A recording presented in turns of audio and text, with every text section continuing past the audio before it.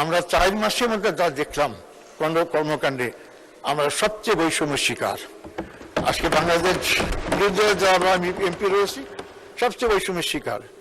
1:10, 1:15 পর্যন্ত আমাদের ভারতের মধ্যে পার্থক্য দেখা দিচ্ছে। কেন করা হচ্ছে? আমরা বলছি সবার আগে বাংলাদেশ, এ কথা অত্যন্ত সুন্দর স্লোগান, কিন্তু কর্মকাণ্ডে কি প্রমাণ হয়? সবার আগে বাংলাদেশ, তার আগে বিএনপি, তার আগে বিএনপির এমপিরা। তো আমরা কোথায়? এটা থাকলে দেশে ভারসাম্য থাকবে না, বৈষম্য দূর হবে না। মাননীয় স্পিকার, যে কোনো বাজেট সফল বাস্তবায়নের জন্য রাজনৈতিক স্থিতিশীলতা দরকার, কিন্তু সরকারের কর্মকাণ্ডে মনে হয় না রাজনৈতিক স্থিতিশীলতা চায়।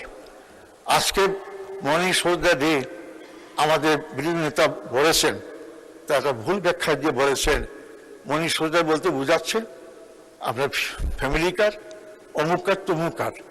আরে ভাই, জন্ম তো হয়েছে আপনার পরে, আপনাদের আমাদের শপথ দিয়েছেন 12ই ফেব্রুয়ারি, 17ই ফেব্রুয়ারি।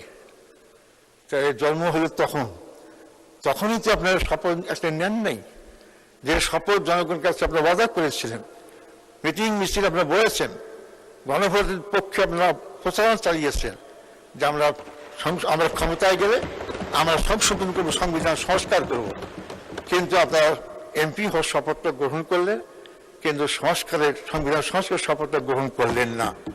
তখন থেকেই তো আপনাদের সম্পর্কে জনগণের মধ্যে একটা বহুল সৃষ্টি হয়েছে।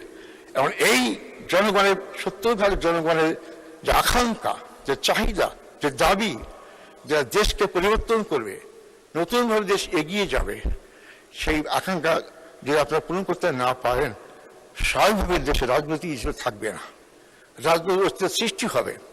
আমরা যারা বিরোধী আছি, জনগণের কাছে ওয়াদাবদ্ধ যে আমরা বাংলাদেশকে আগের পিছের দিকে নিয়ে যেতে চাই না, বাংলাদেশকে আমরা এগিয়ে যেতে চাই। সংস্কারে একটা কাজও আপনি হাত দিলেন না, সবটাই বন্ধ করলেন। আপনার সুপ্রিম কোর্টে স্বাধীন বিচার থেকেও কিছু করতে পারলেন না, আইন বিচারালয় নিজে হাতে রাখার চেষ্টা করলেন, পুলিশ কমিশনকে মারলেন না আপনারা, আর অনেক কমিশন হয়েছে, একটু বাস্তবায়ন করা হয়নি। আশ্বাস দিচ্ছেন, তা আশ্বাসে মানুষ কতটুকু বিশ্বাস করবে? 4 মাসের পর তো সে আশ্বাসে আমরা এখনো সন্তুষ্ট হতে পারলাম না। তা আমি মাননীয় স্পিকার, আমরা অনুরোধ করতে চাই, আপনারা যে বিষয়টা সংসদের মধ্যে ফয়সালা হওয়া উচিত, সেই বিষয়টা সংসদের বাইরে নিয়ে যাবেন না। দেশের জন্য, আপনার জন্য, কারোর জন্য ভালো হবে না। আমাদের নেতা, তার ব্যাপারে বলা হয়েছে বিপ্লবের ডাক দিয়েছেন।